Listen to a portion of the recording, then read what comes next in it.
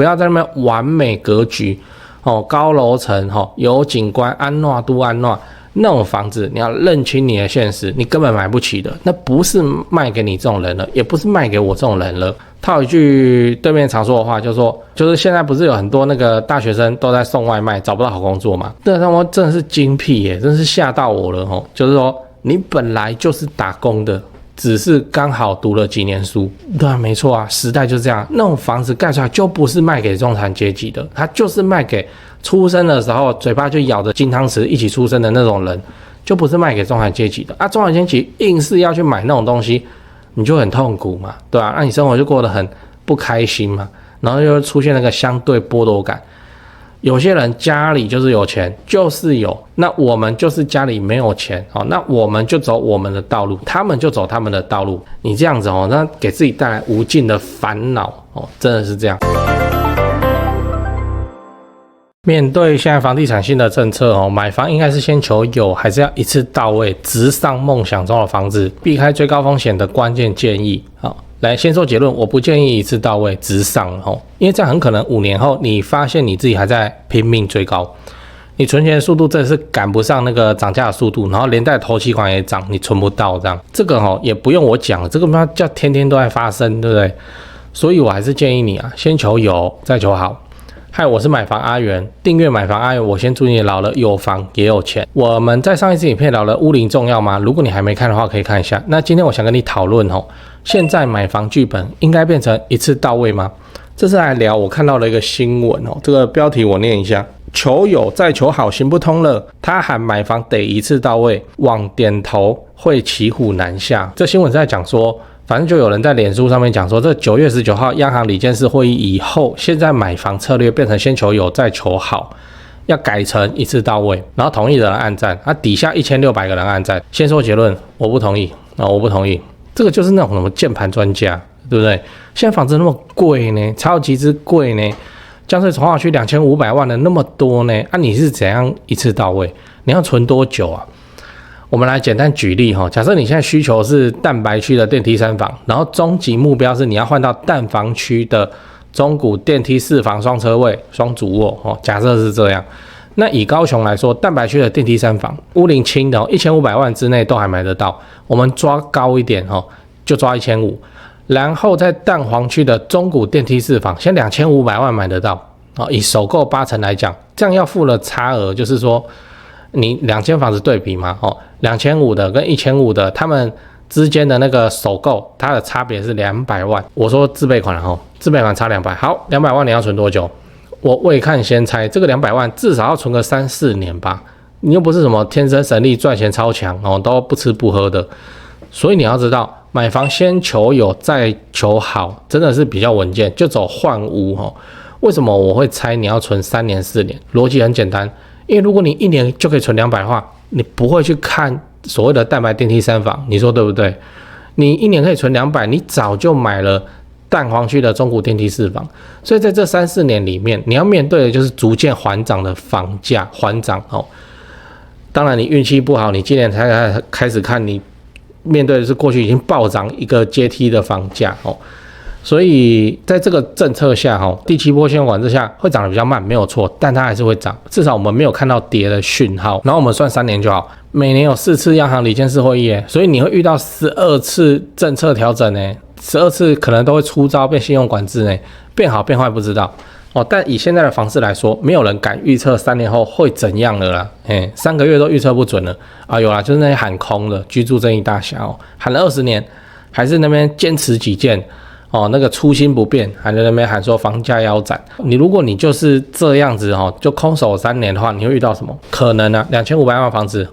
之后涨成2800万，3年2500变2800。我跟你讲，以现在的房地产的氛围来讲，2500到2800用3年，这个叫做你看不起它。这个价格是我乱讲的我没有在预测。我可以很肯定的告诉你，你本来预计要存3年，3年一到，你会发现干怎么又涨了，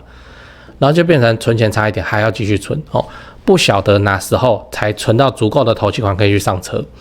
真的是这样尤其是6都里头总价比较高的地方，比方说新北，然后台北，我真的是奉劝能上车就要上车了。最后你要知道，现在政府只是在加盖子来又回到我们的煮开水理论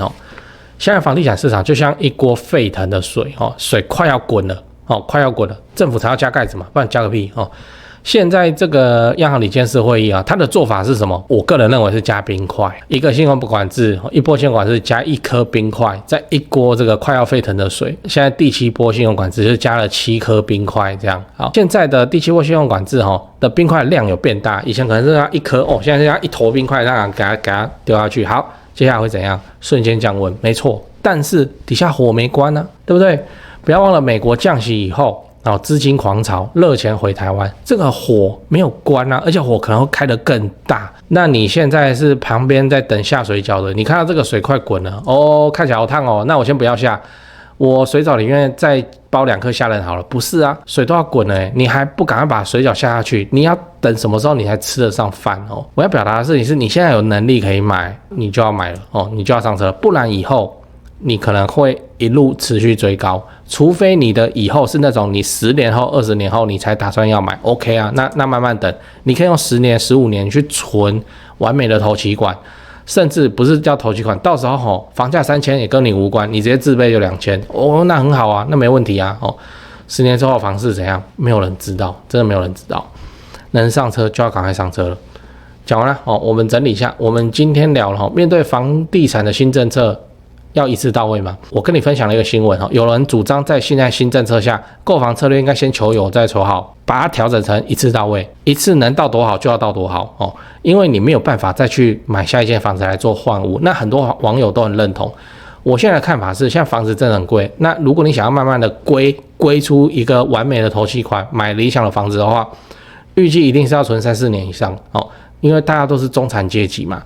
等到3-4年以后，你会发现自己还是在追高还是存不到，还是有缺口，不然就买了之后没钱装潢。所以我认为先求有再求好比较稳健，至少人家大局在上涨的时候，你手上房子也在涨，你会很有机会缩小日后下一间更好房子头期款的差距。除非你想要等到10年以后你才要买，你才要卖那你就慢慢等没关系，继续去认真去存那个完美的头期款没有问题啊。对，我先告诉你3个东西第一，我的付费会员频道1个月月付250，这个欢迎加入直接抄我做的房地产作业就好了，这不香吗你自己去看会员影片的封面，讲的议题啊都比平常的影片猛上好几节那会员的问题我也会认真回答不是会员我就简单回答，这拍谁这没办法，这个问题实在太多了。好啦，第2个自产高雄买房阿元观众专用 LINE， 这个是我长期配合的房仲店台湾房屋美术之星店，这个不赘述了，以前的片尾都讲过，反正已经有超过2000位观众加他们也超过50几位观众跟他们买高雄低总价自产的房子你也可以加他们他们会不定期的 po 自产用的房子好，那他们的 LINE ID 是小老鼠勾勾勾勾勾5个勾小老鼠勾勾勾勾第3个自产台北新北买房阿元观众专用 LINE， 刚刚讲高雄的吧现在台北新北的专用 LINE如果你是钟情于台北市新北市房地产的朋友，那你就加这个 LINE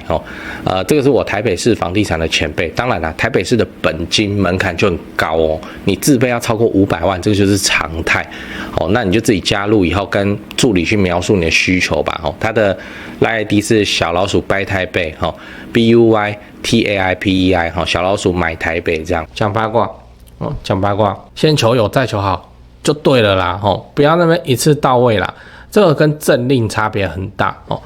我来跟你分析为什么9月19号出来之后，人家会说要一次到位，现在又改了他们又改回来，就叫先求有再求好，因为开路了，继承不算，继承到有建物不算。以前建得多狠啊！9月19号一公布以后，叫做你手上你身上有一个建物继承不好意思，你现在在买新的，这个叫第2屋，只能贷5成。林老师那现在就开了继承不算。继承不算以后这个分析很多了，你去看各路大神各种分析，现在还有切结书大法，这是央行背书的切结书大法就是说，你小换大旧换新，你买下一间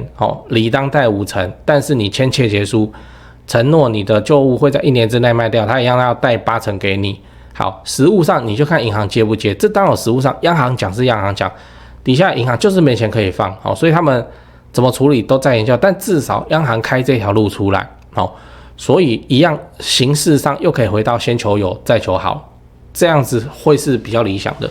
我们在买房子都是这样，叫不满意可接受哦。你买一个不满意可接受房子就这样了啦，哦，就这样了。你不要在那边完美格局哦，高楼层哦，有景观，安诺都安诺那种房子，你要认清你的现实，你根本买不起的。那不是卖给你这种人了，也不是卖给我这种人了。套一句对面常说的话，就是现在不是有很多那个大学生都在送外卖，找不到好工作嘛？这他妈真的是精辟耶，真是吓到我了哦。就是说，你本来就是打工的，只是刚好读了几年书，对啊，没错啊，时代就是这样。那种房子盖出来就不是卖给中产阶级的，它就是卖给出生的时候嘴巴就咬着金汤匙一起出生的那种人，就不是卖给中产阶级的啊。中产阶级硬是要去买那种东西，你就很痛苦嘛，对吧？那你生活就过得很不开心嘛，然后又出现那个相对剥夺感。有些人家里就是有钱，就是有，那我们就是家里没有钱哦，那我们就走我们的道路，他们就走他们的道路。你这样子哦，那给自己带来无尽的烦恼哦，真的是这样。不满意可接受就好了。最常发生在什么？结婚，然后另一半从小到大在台北市长大，然后他对房子的需求就是没有啊，就是要这么大，他连坪数的概念都没有，然后这边讲说没有就是要这么大，结果他还讲的吼是全幢应该要70-80坪的房子，这个你叫一个出社会年轻人怎么买？就要看那个男方的老爸老妈有没有实力帮他买。好，一个青年才俊有能力去赚到这种等级的钱，我跟你讲，他不会买房子的啦，他一定去做生意啦。他才30几岁，他可以赚出3000到4000万的头期款。这个赚钱的效率，他为什么要去买房子？把这笔钱拿去做生意，不是更好吗？对啊，所以真实的世界是混沌、是复杂的。先求有，再求好，能上车就上车，跟着大车队走。你别在那边硬等，然后想说到时候我跳上去，我就要直接完美，我就要直接达标。那个是给家里有钱的人哦的选择，这不是我们这些中产阶级，不是我们这些牛马哦打工人哦应该要有的剧本。不要误解了哦，人家有钱就是有钱，人家用3代去累积啊，人家3代累积，为什么要输给你10年寒窗？你10年寒窗很屌很厉害吗？人家3代从商呢，所以想清楚就好，什么人就走什么剧本。我们中产阶级就是小换大，旧换新，好，先求有再求好。人家那种富二代哦，喜欢的房子就去买了，什么坪啊，什么高楼层有景观，买房子要注意的是关他屁事哦，他就要买下去。那种富二代我也看过蛮多的，说白痴是真的蛮白痴，可是那个是境界不一样，人家那个境界，人家哪有在管这些东西的，不需要去管，反而是我们这些牛马帮他们打工的哦，我们这边很在意啊，因为钱都我自己辛苦赚来的，我要怎样，世界不一样，世界本来就不公平。所以不要 formal 了哈，你不要那边一次到位这种东西，你出生的时候有就有，没有的话就不会有了。出生的时候嘴巴咬的金汤匙，那你就会有；你出生的时候就是一般平民老百姓，那你就没有了。好，那想办法再买一个普通的房子，中产阶级应该买的房子里面，好好的去把自己的日子过好，过得精彩，过得舒服。我个人认为这个比较重要，不然你要被一个买不起完美房子的枷锁，就这样子靠上你的手铐，然后持续个20-30年嘛，你就是住在一个你自己也看不上的地方，这样日子有比较好过吗？对吧？不用想那么多了，先求有，再求好，能上车就要赶快去上车了。我再强调一下哦，现在是降温的措施，踩刹车的措施。那锅水哦，煮水饺的水，那个火并没有关，而且很可能会突然被开大火。为什么？美国降息会重演资金狂潮。本来就是这样，能上车就要赶快上车了哦。我也不讲说我看多哦，我看涨还是怎么样，而是我看了这个形势哦。你现在不上车，真是蛮奇怪的一件事情。除非你心里的剧本不一样，你不是为了台湾的房子，你可能是担心什么对面会打过来，所以我有钱，我干嘛买台湾的房子？我要去买国外，我要去买纽西兰，我要去买哪边 ？OK， 好，